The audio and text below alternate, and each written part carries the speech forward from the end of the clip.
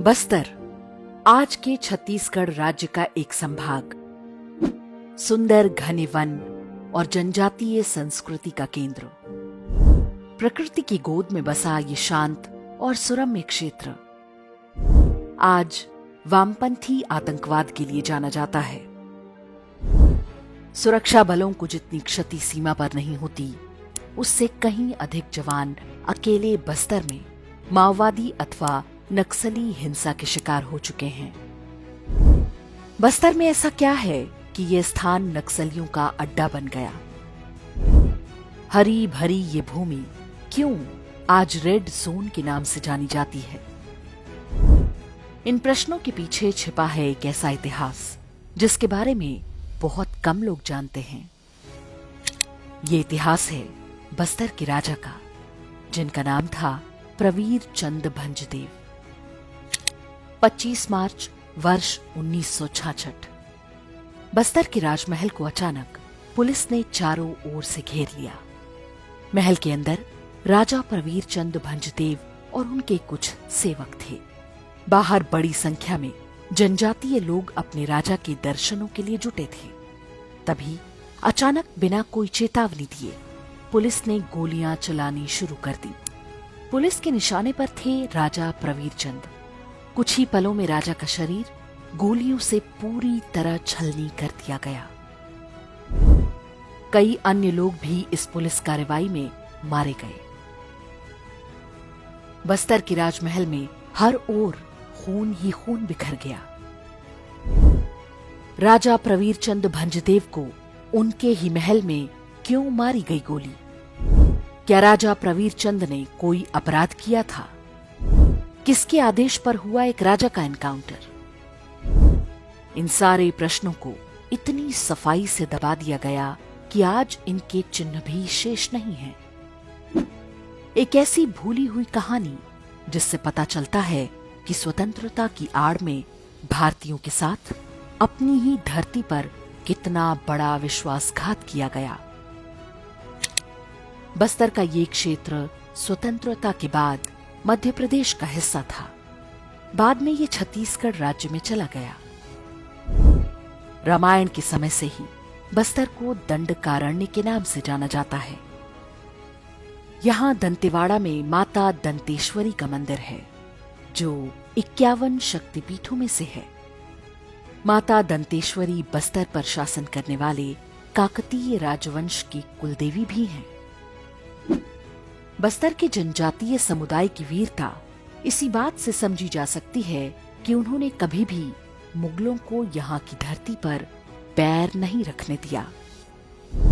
बाद में ये क्षेत्र मराठा साम्राज्य का हिस्सा बन गया, किंतु काकतीय वंश का शासन जारी रहा। मराठों के बाद अंग्रेज आए तो उनकी गिद्ध दृष्टि बस्तर के खजाने पर टिक गई। ये खजाना था यहाँ की धरती में दबा लौह अयस्क, कोयला, खनिज और वन से मिलने वाली लकड़ी। बस्तर के बैलाडीला में अंग्रेजों ने बड़े पैमाने पर खनन का कार्य आरंभ कर दिया। इन खदानों में स्थानीय आदिवासियों से मजदूरी कराई जाती थी। स्थानीय लोगों पर अंग्रेजों के अत्याचार बढ़ते जा रहे थे। उनकी भूमि छीनी जा रही थी। ऊपर से ईसाई मिशनरियां लोगों को डरा धमकाकर और लालच देकर धर्मांतरण करा रही थीं। बस्तर के राजा के पास इतनी शक्ति नहीं थी कि वे अंग्रेजों का विरोध कर सकें।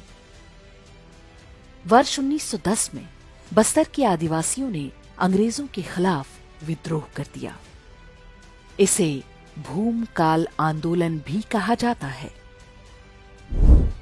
कांकेर से शुरू हुए इस विद्रोह का नेतृत्व किया आदिवासियों के नेता गुंडाधुर ने। बस्तर के राजा ने भी इस विद्रोह में पूरी सहायता की। तीर धनुष और भाले फरसे से लैस जनजातीय वीरों ने कई अंग्रेज अफसरों और उनके सहयोगी पादरियों को मौत के घाट उतार दिया। लेकिन मिशनरियों की मक्कारी और अंग्रेजों की बंदूकों के आगे आदिवासी योद्धा अधिक समय टिक नहीं सके। अंग्रेजों ने पूरी निर्ममता के साथ विद्रोह का दमन किया। सैकड़ों लोगों को गोली मार दी गई और गांव के गांव पुरुषों को पेड़ों पर लटकाकर फांसी दे दी गई। ये वो समय था जब राजा रुद्र प्रताप देव बस्तर के राजा थे। उनकी एक बेटी थी जिसका नाम प्रफुल्ल कुमारी देवी था। उनका विवाह पड़ोसी मयूरभंज एस्टेट के राजकुमार प्रफुल्ल कुमार के साथ हुआ। उनकी कुल 4 संतानें थीं। सभी के नाम में पिता का उपनाम भंज जुड़ गया। उन्हीं के दूसरे बेटे थे प्रवीरचंद भंजदेव, जिनका जन्म 25 जून 1929 को हुआ था। वर्ष 1933 में अंग्रेजों ने प्रफुल्ल कुमारी देवी को बस्तर की शासिका के रूप में मान्यता दे दी। वे उन्हें अपनी कठपुतली बनाकर रखना चाहते थे। जब वे सफल नहीं हुए तो बीमारी के उपचार के बहाने रानी प्रफुल्ल कुमारी को लंदन भिजवा दिया। कहा जाता है कि वहां पर रानी की हत्या करवा दी गई। 26 फरवरी वर्ष 1936 को अंग्रेजों ने मात्र 6 वर्ष की आयु के अबोध बालक प्रवीरचंद भंजदेव को राजा बनवा दिया। ये चित्र उसी समय का है। अंग्रेजों ने ये सोचकर प्रवीरचंद को राजा बनवाया था कि वे उन्हें अपने हिसाब से ढाल सकेंगे। उन्हें पढ़ाई के लिए लंदन भेज दिया गया। 18 वर्ष की आयु तक प्रवीर अंग्रेजों की निगरानी में रहे। लंदन में रहकर वे समझ चुके थे कि उनके और उनकी प्रजा के साथ क्या हो रहा है। वर्ष 1947 में देश स्वतंत्र हुआ और इसी समय राजा प्रवीरचंद भी भारत लौट आए। प्रवीरचंद भंजदेव के साथ कई दैवीय चमत्कार जुड़े हुए हैं। लंदन में पले बढ़े होने के बाद भी वे माता दंतेश्वरी के अनन्य भक्त थे। कहते हैं कि बचपन से ही माता दंतेश्वरी उन्हें दर्शन देती थी। प्रवीरचंद भंजदेव अजानुबाहु थे, अर्थात खड़े होने पर उनकी हथेलियां घुटनों तक पहुंचती थी। ऐसा बहुत विलक्षण लोगों के साथ होता है। कहते हैं कि बस्तर के आदिवासियों ने जब अपने राजा का ये गुण देखा तो उन्हें प्रभु श्री राम की छवि दिखाई दी।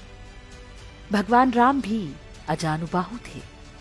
ध्यान देने वाली बात है कि दंडकारण्य के वासियों ने त्रेता युग में जिन श्री राम को देखा था, उनके अवचेतन में इतने युगों बाद भी उनकी स्मृति शेष थी। प्रवीरचंद भंजदेव उन कुछ राजाओं में से थे जिन्होंने स्वतंत्रता के समय बिना कोई मोलभाव किए अपने राज्य का विलय भारत में किया था। हैदराबाद के निजाम ने उन्हें अपने साथ मिलाने का पूरा प्रयास किया, लेकिन वो सफल नहीं हो पाया। राजा को आशा थी कि अंग्रेज जा चुके हैं, अब बस्तर के संसाधनों का आदिवासियों के कल्याण में प्रयोग होगा। किंतु इसी इच्छा ने अंग्रेजों की तरह उन्हें कांग्रेस का भी शत्रु बना दिया। स्वतंत्रता के बाद बस्तर के प्राकृतिक संसाधनों का दोहन और भी निर्ममता के साथ होने लगा। राजा प्रवीर ने तत्कालीन राष्ट्रपति, प्रधानमंत्री से लेकर मध्य प्रदेश के मुख्यमंत्री तक को कई पत्र लिखे, लेकिन कोई सुनवाई नहीं हुई। वर्ष 1992 में हुए मध्य प्रदेश विधानसभा चुनाव में प्रवीरचंद भंजदेव ने कांग्रेस के विरोध में प्रचार किया। बस्तर की सारी सीटों पर कांग्रेस चुनाव हार गई। बदला लेने के लिए कांग्रेस सरकार ने राजा को मिलने वाला प्रिवी पर्स बंद कर दिया और उनकी सारी संपत्ति भी जब्त कर ली गई। उन्हें मानसिक रोगी घोषित करके उपचार के लिए स्विट्जरलैंड भेज दिया गया। वहां डॉक्टरों ने उन्हें पूरी तरह स्वस्थ पाया। कांग्रेस समझ चुकी थी कि राजा प्रवीरचंद को रास्ते से हटाए बिना वो बस्तर में अपनी मनमानी नहीं कर पाएगी। प्रवीरचंद भंजदेव के रहते ईसाई मिशनरियां आदिवासियों का धर्मांतरण कराने में सफल नहीं हो पा रही थी। वे घूम घूम कर आदिवासियों के बीच जागृति पैदा करने में जुटे रहे। वर्ष 1961 में राजा प्रवीरचंद को बंदी बनाकर बस्तर से दूर नरसिंहपुर की जेल में बंद कर दिया गया। इससे आदिवासियों का आक्रोश फूट पड़ा। लोहंडीगुडा नामक स्थान पर आदिवासियों ने एक पुलिस थाने पर तीर कमान से हमला कर दिया। पुलिस ने उन पर गोली चला दी। इस घटना में 12 लोगों की मौत हो गई। आज वहां पर इसका एक स्मारक बना हुआ है। वर्ष 1962 में हुए विधानसभा चुनाव में बस्तर की सभी 9 सीटों पर राजा प्रवीर चंद के समर्थित उम्मीदवारों की भारी विजय हुई।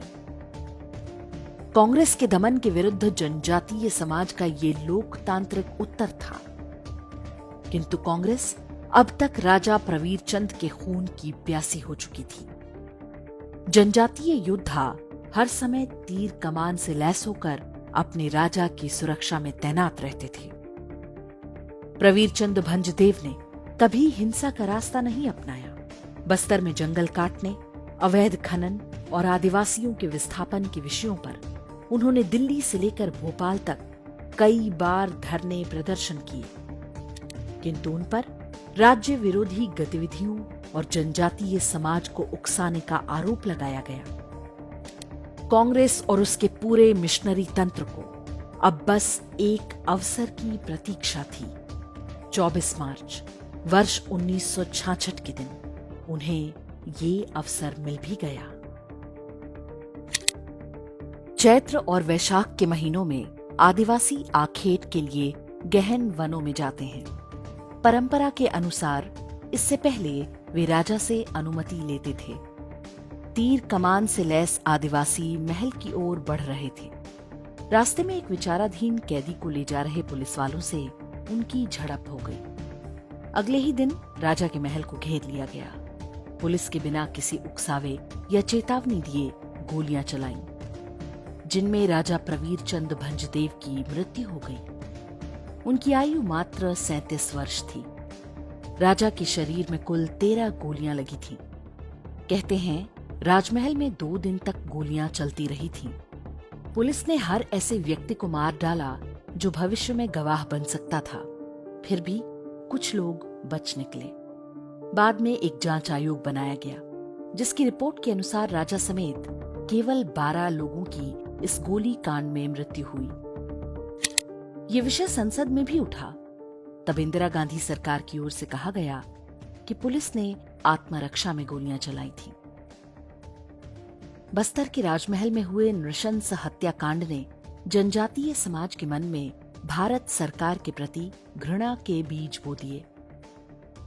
उन्हें लगा कि अंग्रेजों की तरह भारत की सरकार भी उनकी शत्रु है। बस्तर के लोग मानते हैं कि उनके राजा प्रवीर चंद भंजदेव की हत्या इंदिरा गांधी के आदेश पर की गई थी। इस घटना के बाद बस्तर में प्राकृतिक संसाधनों की लूट और भी तेज हो गई। बस्तर गोलीकांड के ठीक 1 वर्ष बाद 1967 में बंगाल में नक्सलबाड़ी आंदोलन हुआ। आज ये किसी से छिपा नहीं है कि इस विद्रोह को अमेरिकी खुफिया एजेंसी CIA ने फंड किया था। नक्सलियों ने बस्तर के जनजातियों के मन में बैठे असंतोष का लाभ उठाना आरंभ किया। चर्च के नेटवर्क ने उन्हें यहां पैर जमाने में सहायता की। नक्सली यहां के घने जंगलों और गांवों में आराम से छिप सकते थे। उन्हें स्थानीय लोगों का भी समर्थन मिला। नक्सलियों ने धीरे धीरे पूरे बस्तर को अपने चंगुल में ले लिया। ईसाई मिशनरियों को एक सहयोगी की आवश्यकता थी और ये काम नक्सलियों ने संभाल लिया। इसके बाद मिशनरियों का धर्मांतरण कार्यक्रम और तेज हो गया। मिशनरियों और माओवादियों का ये गठजोड़ अत्यंत सफल रहा। बस्तर में नक्सली स्कूल, सड़क, पोस्ट ऑफिस और मंदिर सब पर हमला करते हैं, लेकिन उन्होंने कभी किसी चर्च या पादरी को निशाना नहीं बनाया। वर्ष 2017 में दंतेवाड़ा के बैलाडीला में बनी ढोलकल गणेश की प्रतिमा को ऊंची पहाड़ी से धक्का देकर गिरा दिया गया था। जनजातीय समुदाय हजारों वर्ष से ढोलकल गणेश की पूजा करता रहा है।